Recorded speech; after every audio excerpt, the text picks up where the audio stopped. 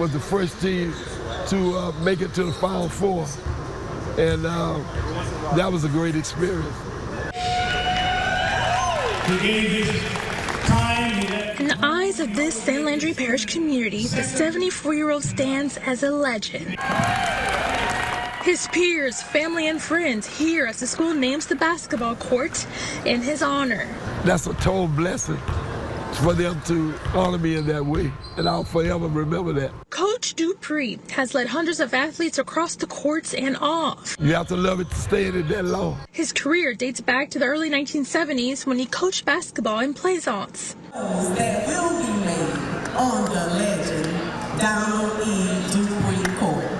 In the late 90s, his tenure continued even during a period where three high schools, Plaisance, Lautelle, and Grand Prairie High, merged into one. A challenging period. It was a raucous time. We had a lot of building to do to put the three schools together, and it wasn't easy. He was the first coach to set foot in the new consolidated school. But we all had to come together as one.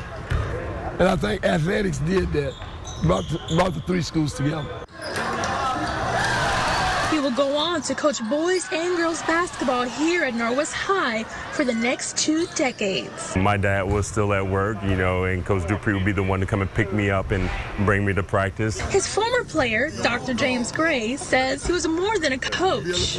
But at the same time, too, he was like a father figure to a lot of us. Going back to the Plaisance days, watching him coach, I watched Coach Dupree as a kindergarten, as a first grader, watched great Plaisance basketball teams win district championships. So we grew up in the community. I always wanted to play for him. Cleve lives in. His former coaching assistant, Randy McDaniel, says he learned a lot from Coach Dupree. His patience with the students was taught me a little bit about sitting back and relaxing a little bit.